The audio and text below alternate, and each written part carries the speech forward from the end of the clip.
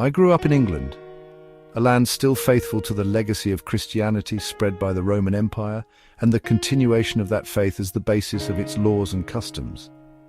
At school, every morning, we gathered in the school hall for an event known as Assembly, where we would sing a hymn such as Hills of the North Rejoice and then recite the Lord's Prayer. It was basically a church service followed by the school head making some announcements before we separated and made our way to the classrooms. This scene came into my head recently while thinking about the expression, as above, so below. The words of the Lord's Prayer came back to me, specifically the line, on earth as it is in heaven. Do you see the connection? Earth is the below and heaven the above. Was this Jesus' way of teaching us the ancient mystery of the phrase? I think so. Let me delve further into this ancient saying and its relevance to the words of Jesus. Few phrases in the history of human thought have carried as much weight, sparked as much debate, or influenced as many minds as the enigmatic maxim, as above, so below. These four simple words, echoing across millennia, encapsulate one of the most profound philosophical and mystical concepts ever articulated. They represent the cornerstone of Hermetic philosophy, a tradition that claims to preserve the most ancient wisdom of humanity, transmitted through the legendary figure of Hermes Trismegistus and immortalized in the mysterious text known as the Emerald Tablet. The discovery of this phrase in ancient documents represents far more than mere archaeological curiosity. It marks the recovery of a world view that sees the universe as a unified, interconnected whole, where the patterns of the celestial spheres mirror those of earthly existence and where the microcosm of human experience reflects the macrocosm of cosmic reality. This principle, known as the doctrine of correspondence, has shaped not only esoteric traditions, but also influenced the development of science, philosophy, psychology, and art throughout history. The journey to understand as above, so below requires us to traverse the labyrinthine paths of ancient wisdom traditions, to examine manuscripts that have survived the ravages of time, conquest, and suppression, and to piece together a puzzle whose origins stretch back to the dawn of recorded history. It demands that we consider not only what these ancient texts say, but how they came to be discovered, preserved, and transmitted across cultures and centuries. The phrase, as above, so below, emerges from a rich tapestry of ancient philosophical and religious traditions that flourished in the Mediterranean world during the Hellenistic period. This era, roughly spanning from the death of Alexander the Great in 323 BC to the rise of Christianity in the early centuries AD, witnessed an unprecedented synthesis of Greek philosophical thought, Egyptian religious wisdom, Persian mysticism, and Hebrew theological concepts.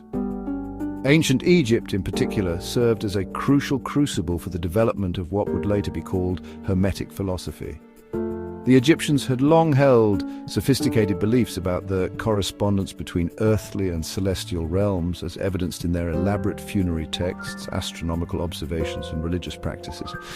The pyramid texts, dating back to the Old Kingdom, circa 2686 to 2181 BC, already contained references to the soul's journey through celestial spheres and the correspondence between the individual and cosmic order. During the Ptolemaic period, 323–30 BC, when Greek culture merged with Egyptian traditions under the rule of Alexander's successors, a remarkable intellectual connection occurred. Alexandria became the center of learning for the ancient world, housing the great Library of Alexandria and attracting scholars, philosophers, and mystics from across the known world.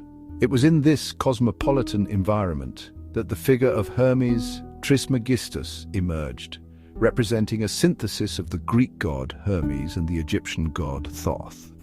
The attribution of various texts to Hermes Trismegistus reflects a common practice in the ancient world where important teachings were often credited to legendary figures to lend them authority and gravitas. However, the relationship between Hermetic philosophy and the scientific revolution was not uniformly positive. As the scientific method matured and became more rigorous, many Hermetic assumptions were gradually abandoned as unverifiable or inconsistent with empirical evidence. The anthropocentric aspects of correspondence theory, which suggested that human concerns were reflected in cosmic processes, proved incompatible with the emerging mechanistic worldview. The tension between Hermetic and mechanistic approaches came to a head in the debates over astrology during the 17th century. While early scientists like Kepler maintained belief in astrological influences as expressions of cosmic correspondence, later figures like Newton became increasingly skeptical of astrological claims, even while retaining interest in other aspects of Hermetic philosophy. The 20th century witnessed a remarkable revival of interest in as above, so below through the work of depth psychologists, particularly Carl Jung and his followers. Jung's analytical psychology provided new frameworks for understanding Hermetic principles, translating ancient metaphysical concepts into psychological terms while maintaining their essential insights about the correspondence between different levels of reality. Jung's concept of the collective unconscious directly parallels the Hermetic understanding of universal patterns that manifest across different domains of experience. His discovery of archetypal patterns in dreams, myths, and cultural symbols suggested that the same fundamental structures operate at both individual, psychological, and collective cultural levels, embodying the principle of as above, so below in psychological terms. The Jungian understanding of synchronicity represents perhaps the most sophisticated modern interpretation of Hermetic correspondence theory. Jung defined synchronicity as meaningful coincidence, suggesting that events could be connected through meaning rather than causation. This concept provided a psychological framework for understanding how as above, so below might operate without requiring belief in direct causal connections between celestial and terrestrial phenomena. Jung's extensive study of alchemical texts, documented in works such as Psychology and Alchemy and Mysterium Coniunctionis, revealed the psychological significance of Hermetic symbolism. He argued that alchemical processes represented projections of psychological transformation, with the alchemist's laboratory work mirroring inner processes of individuation and self-realization. The Jungian interpretation of as above, so below suggests that the principle describes the relationship between conscious and unconscious mental processes. The above represents the realm of conscious awareness, while the below corresponds to unconscious contents. The principle indicates that conscious and unconscious processes mirror and compensate for each other, maintaining psychological balance and promoting development. Contemporary Jungian analysts have continued to develop these insights, applying Hermetic principles to clinical practice and theoretical understanding. The concept of active imagination, developed by Jung as a therapeutic technique, directly applies the principle of correspondence by suggesting that imaginal processes can bring about real psychological transformation. Contemporary science has revealed numerous phenomena that seem to embody the principle expressed in as above, so below, though these parallels should be understood as descriptive rather than causally connected to ancient Hermetic insights. The fractal geometry discovered by Benoit Mandelbrot and others demonstrates that identical patterns can appear at multiple scales throughout natural systems, from coastlines and mountain ranges to blood vessels and neural networks. Quantum physics has revealed forms of non-local correlation that would have seemed magical to earlier scientific thinking. The phenomenon of quantum entanglement, where particles maintain instantaneous correlation regardless of spatial separation, suggests forms of correspondence that transcend classical mechanical causation. While these quantum effects do not validate traditional astrological or magical claims, they do demonstrate that reality is far more interconnected than classical physics suggested. Chaos theory and complexity science have revealed how simple rules operating at microscopic levels can generate complex patterns at macroscopic scales, while macroscopic constraints can influence microscopic behavior. This bidirectional causation between different scales of organization embodies a sophisticated understanding of correspondence that would have been familiar to students of Hermetic philosophy. Systems theory and ecological thinking have embraced holistic approaches that recognize the fundamental interconnectedness of natural systems. The Gaia hypothesis proposed by James Lovelock suggests that the Earth functions as a single self-regulating system, with feedback loops operating between geological, biological, and atmospheric processes. This vision of planetary interconnectedness resonates strongly with Hermetic insights about cosmic unity and correspondence. Contemporary neuroscience has revealed remarkable correspondences between brain structure and function at different scales of organization. Neural networks exhibit similar organizational principles, whether examined at the level of individual synapses, local circuits, or whole brain systems. The discovery of mirror neurons, which fire both when performing an action and when observing others perform the same action, suggests forms of correspondence between self and other that parallel Hermetic insights about universal sympathy. The principle of as above, so below has exerted profound influence on literary and artistic creation throughout the centuries since its rediscovery. Writers and artists have found in this Hermetic maxim a powerful framework for exploring themes of unity, correspondence, and the relationship between different levels of reality. William Shakespeare's works contain numerous references to Hermetic principles, reflecting the widespread Renaissance interest in correspondence theory. His famous lines from Hamlet, "There are more things in heaven and earth, Horatio, than are dreamt of in your philosophy," express the Hermetic belief in hidden correspondences between visible and invisible realms. The complex symbolic structures of plays like The Tempest and A Midsummer Night's Dream embody Hermetic principles of correspondence between natural, human, and spiritual domains. John Milton's Paradise Lost can be read as an extended meditation on the relationship between celestial and terrestrial realms, with the fall of Satan representing the disruption of cosmic correspondence and the redemption of humanity offering the possibility of restored harmony. Milton's detailed descriptions of celestial hierarchies and their earthly reflections draw heavily upon Hermetic and Neoplatonic sources. The Romantic movement of the late 18th and early 19th centuries showed particular affinity for Hermetic principles of correspondence. Poets such as William Blake, Samuel Taylor Coleridge, and Percy Bysshe Shelley found in As Above, So Below a framework for understanding the relationship between imagination and reality, inner vision and outer nature.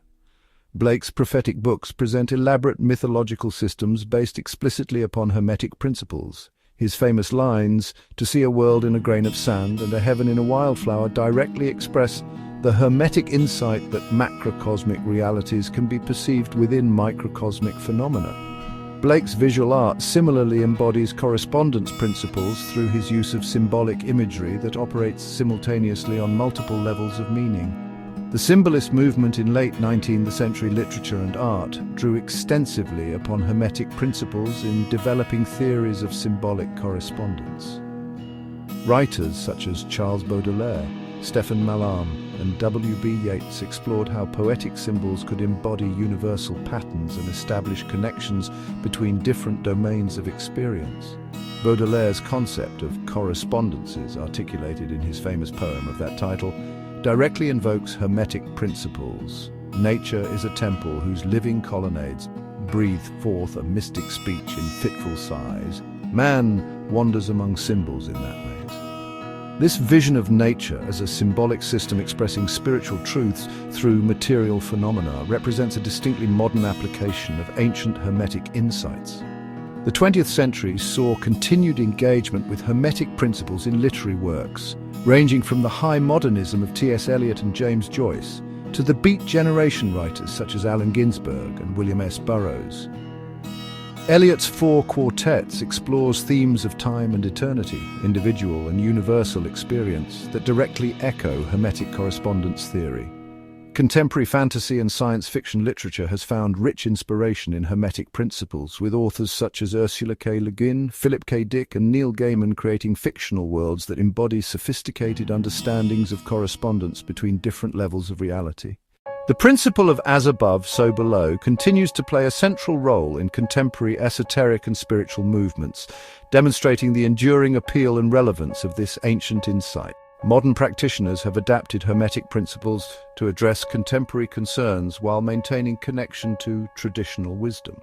The New Age movement that emerged in the latter half of the 20th century drew extensively upon Hermetic principles, often interpreting as above, so below in psychological and therapeutic terms. New Age authors and teachers have applied correspondence theory to areas ranging from crystal healing and astrology to meditation and consciousness expansion. Contemporary astrology has experienced significant development through incorporation of psychological insights, with astrologers such as Dane Rudhyar, Liz Green, and Stephen Arroyo creating sophisticated systems that interpret celestial patterns as reflections of psychological and spiritual processes rather than direct causal influences. This approach maintains the essential hermetic insight about correspondence while avoiding mechanistic interpretations. Modern magical traditions, including various forms of neo-paganism, Wicca, and ceremonial magic, have maintained active engagement with Hermetic principles. Organizations such as the Hermetic Order of the Golden Dawn and its various offshoots have preserved and developed traditional Hermetic practices while adapting them to contemporary contexts. The emergence of chaos magic in the late 20th century represents a particularly innovative application of Hermetic principles. Chaos magicians such as Peter J. Carroll and Phil Hine have developed pragmatic approaches to magical practice that emphasize the principle of correspondence while maintaining skeptical attitudes toward traditional metaphysical claims. Contemporary meditation and mindfulness movements have found Hermetic principles relevant to understanding the relationship between inner experience and outer reality. The Buddhist-influenced mindfulness movement in particular has embraced ideas about the correspondence between mental states and environmental conditions that closely parallel Hermetic insights. Modern scholarly assessment of as above, so below, and related Hermetic principles has become increasingly sophisticated, moving beyond simple dismissal or uncritical acceptance to nuanced historical and philosophical analysis. Contemporary scholars have recognized both the historical importance of these ideas and their continuing relevance for understanding human consciousness and cultural development.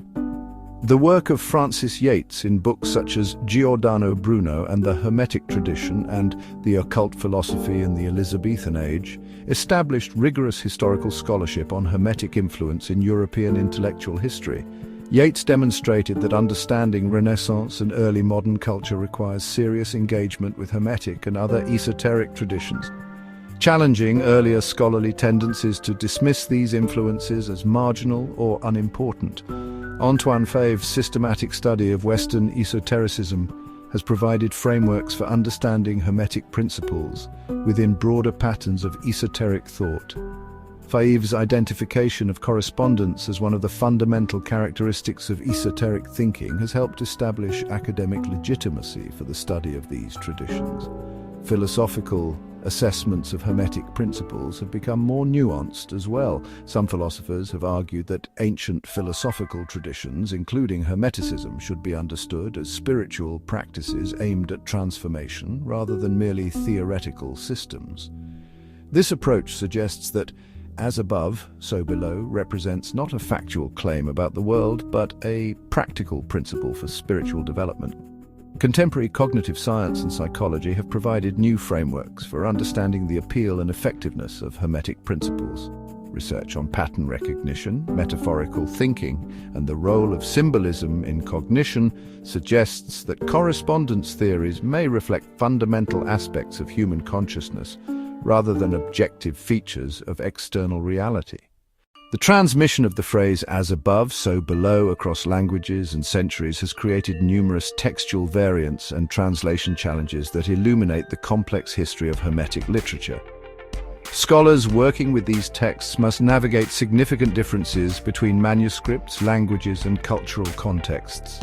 The earliest known Arabic version of the Emerald Tablet, found in the Kitab Sir al-Khaliqa, presents the principle in slightly different terms than later Latin translations. The Arabic text emphasizes the concept of similarity, mythal, between upper and lower realms, using terminology that carries different connotations than the Latin sicut, as-like used in medieval European versions.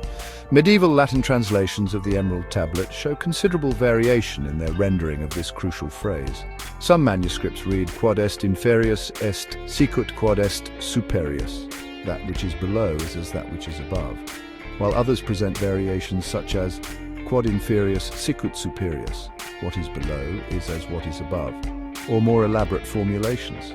These textual variations are not merely academic curiosities, but reflect different understandings of the relationship between celestial and terrestrial realms. Some variants emphasize the identity between above and below, while others suggest similarity or correspondence without complete identity. These subtle differences had significant implications for how practitioners understood and applied Hermetic principles. The challenge of translating Hermetic texts into vernacular languages during the Renaissance created additional opportunities for variation and reinterpretation. English translations by figures such as John Everard and French versions by authors like Gabriel Nord each reflected the cultural and intellectual context of their translators. Modern scholarly editions of the Emerald Tablet attempt to establish critical texts based upon comparison of multiple manuscript traditions, but this process reveals the extent to which the original text remains elusive. The principle of as above, so below appears to have been sufficiently central to Hermetic teaching that it was preserved across all textual traditions, but the specific formulations vary considerably. Contemporary translations face the challenge of rendering ancient concepts in modern language while preserving their essential meaning. Different translators have chosen different strategies, some emphasizing literal accuracy while others prioritize conceptual clarity. These choices significantly affect how contemporary readers understand and relate to Hermetic principles. However you translate it or where you believe its origins lie, there is no doubt that this concept was understood by Jesus and included in his words to the faithful. I hope you found this video interesting, and you may like to see some of my shorter videos. God be with you.